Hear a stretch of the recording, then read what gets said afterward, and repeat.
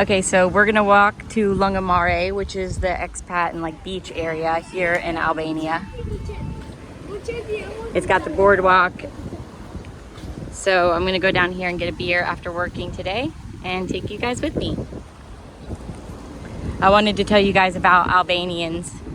Oh, and here is one of the bus stops right here. It's like a little shuttle that comes and it's 30 euro cents to take the shuttle. Very affordable.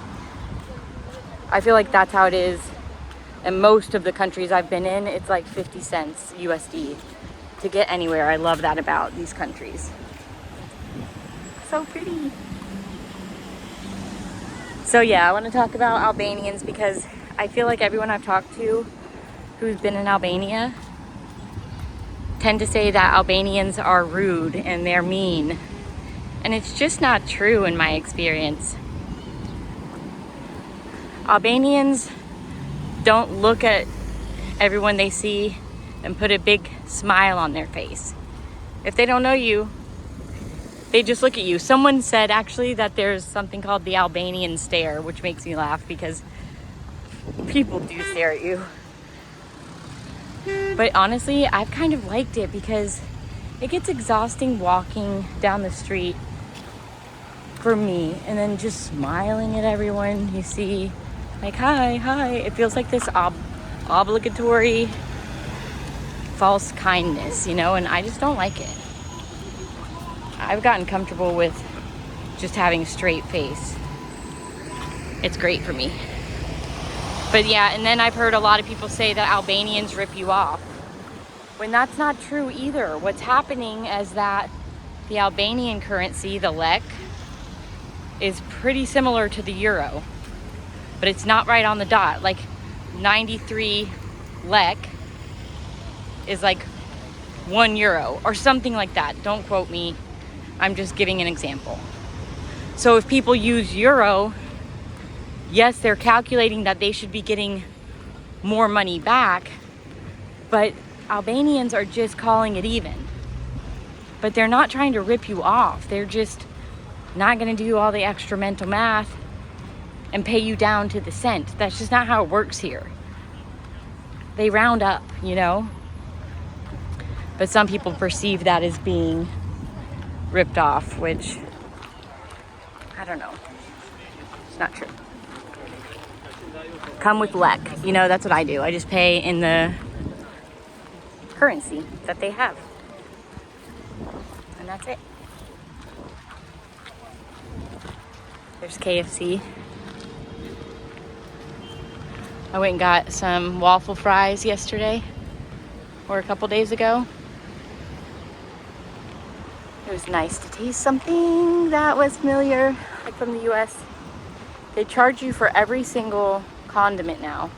Do they do that now in the States? Like one little packet of ketchup was 30 euro cents. I wonder if that's just an Albanian thing or it's happening everywhere. See, this area is really pretty. The mountains, and then right up here is the beach. Moncherry right here is a chain, a coffee chain. Their coffees are okay. I would say if you're a foodie looking for amazing food, Albania is not your spot. You basically get Albanian food or Italian food. There's not much options, which makes sense because this country has been closed to foreigners until I think the early 90s. Yeah, this is not a place to get like different types of food. Also, Starbite here. That's the closest thing you're gonna get to like American food. They have sandwiches and stuff, which is pretty good, honestly. I don't think that's the boardwalk. The boardwalk's a little further down here, I think. We'll see.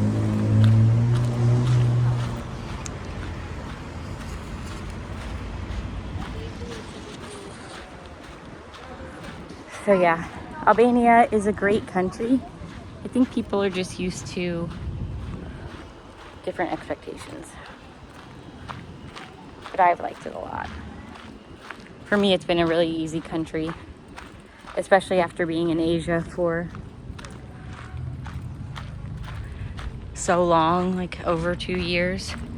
It's nice to be back in places where there's like paved roads and markets and stuff, like grocery stores.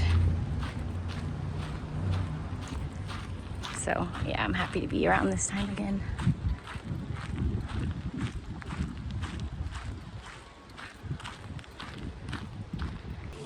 Okay, so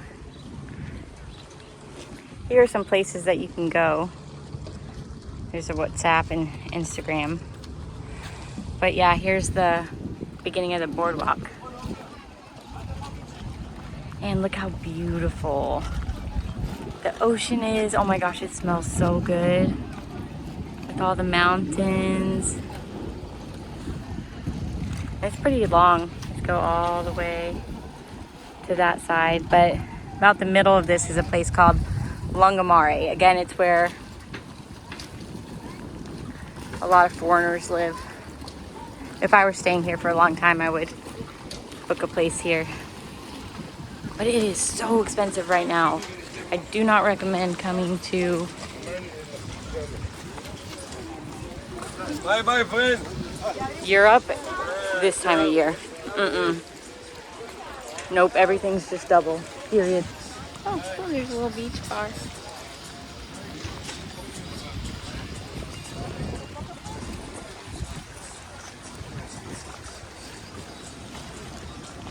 I guess people are coming back from their tours.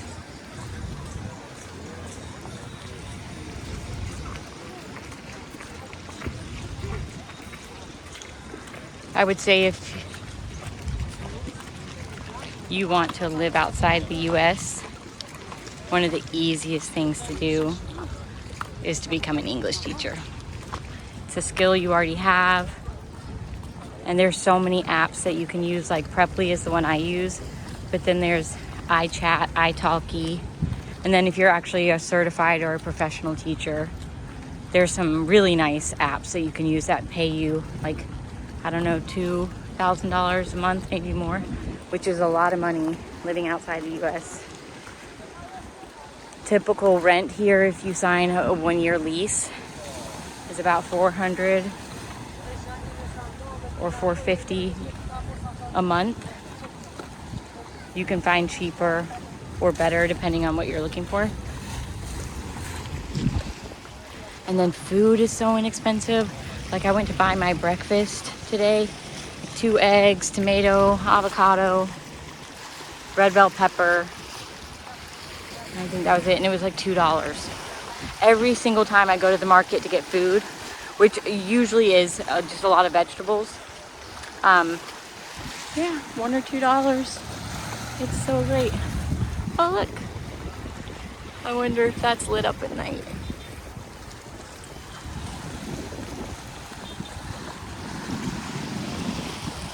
But yeah, it is easy to leave the US if you want to travel full time. Obviously, you need to make enough money to pay your bills and stuff like that.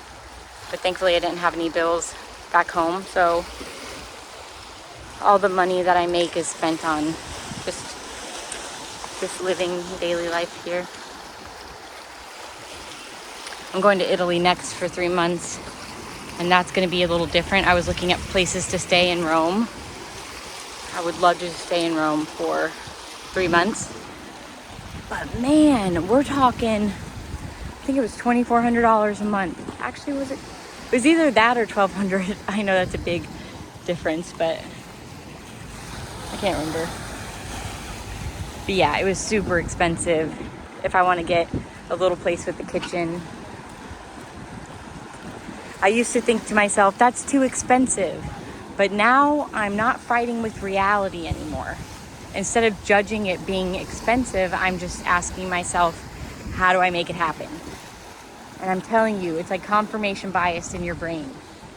If you allow your brain to figure it out or come up with other opportunities, it happens. I'm telling you, this happens to me 100% of the time.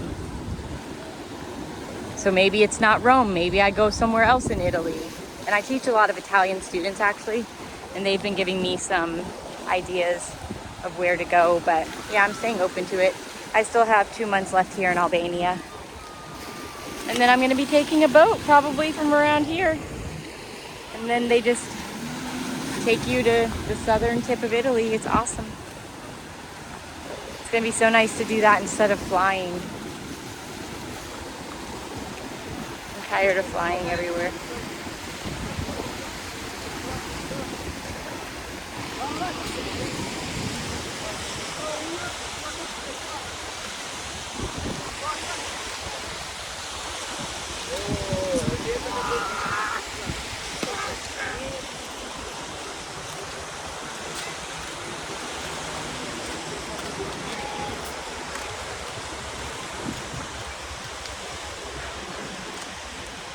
This is a little less busy area of the boardwalk.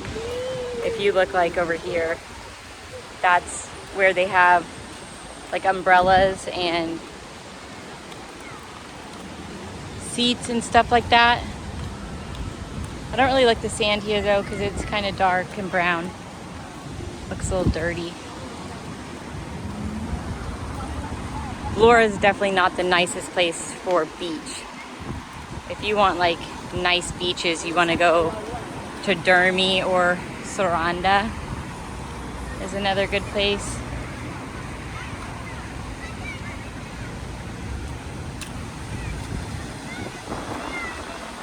I just didn't want to go there around this time in August because that's when so many tourists are there. I just don't want to do that. I didn't think about that before I decided to come here from Vietnam.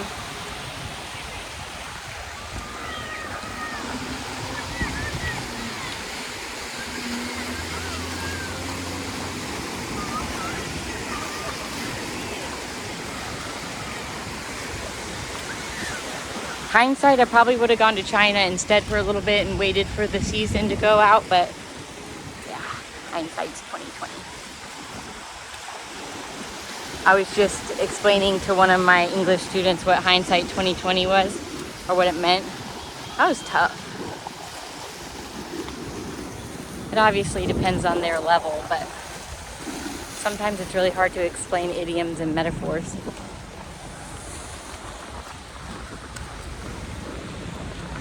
But yeah, back to teaching. Obviously, if you know English, it's a skill that you can have to learn to earn money. But teaching in itself is hard. In my experience, it just takes a year to like really understand how to actually teach. Every time I started a lesson, I felt like I was, I don't know, standing in front of, I don't even know how to explain it. It wasn't comfortable. But now I've been doing it for, well, September will be 2 years. And now I got it. Now I don't feel so nervous. But on Preply, you can set your rate. Some English people charge $20. Some charge $40. I see tutors on there that charge $100. So I think 100 is the max, actually. You can also teach psychology or art. I mean, you can teach anything you want on there.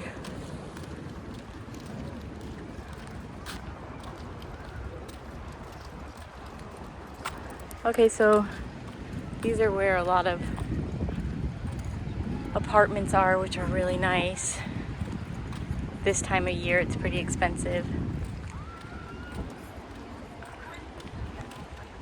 The water feels really nice though. And I think I'm gonna head over this way to get a beer. Wait, I think I'm gonna show you guys the beach area first. So what do you guys do for work? Have any of you guys wanted to travel full time? I remember when I first started thinking about traveling full time, and I thought to myself, it's impossible because I'm a dental hygienist. I have to be at work in person. But then a series of things happened, and I just had to get out of the US. And this random lady one day was like, have you ever thought about teaching English and living abroad? She was from somewhere in Asia. She was my nail tech. And then after that, I went and started researching it and found a course in Cambodia to get a TEFL certificate. And then, yeah, sold all my stuff and left. Haven't looked back. It was terrifying though. But I just knew I wanted to travel the world. I don't know if you guys believe in zodiac. I believe in the tendency, like the personality tendencies. I don't think it's like a prediction system. But anyway, I'm Sagittarius, and this is so in alignment with me, just like traveling. It's so nice. I asked myself the other day, like, what are you doing with your life, you know? And then I started laughing because I was like, I'm doing exactly what my 80-year-old self would want me to do. It is not always comfortable, especially in the beginning. It was terrifying. But yeah, I could not imagine my life any other way.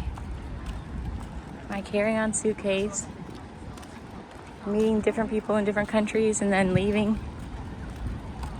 It's great. And I love that I work online and I work with people from all over the world. I work with some French couples, and they even asked me to house sit with their dogs while they went to, I don't know, I think it was Sri Lanka or something like that. So they invited me just to go stay at their house right by Nice in France. I almost did it, but then I wasn't going to be in France at that time, so I told them no. But how cool. My students are from China, Italy, France, Belize, Netherlands, Thailand, Japanese. Oh my gosh. And they are just the freaking best. Like, just such awesome human beings that I never would have met if I didn't take that chance of moving, you know? So you can see this area is where people hang out. All the people in the ocean.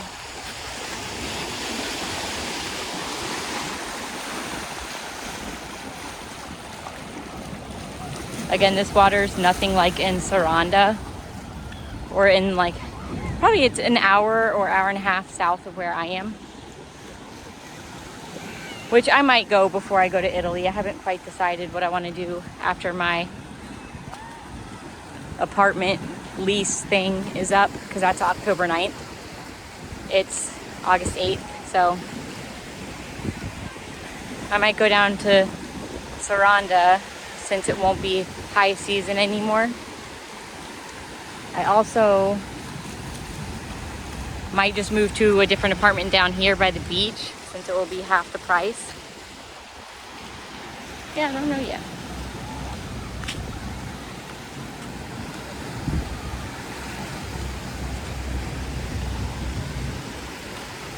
Yeah, see, the beach isn't that clean, you know? Like, look at all that stuff.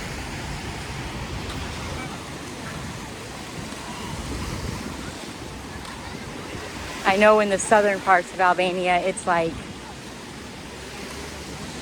you could see straight through the water. It's clear blue. But I hear that the sand is rocky. So it's not sand. It's like, you have to wear shoes or it hurts.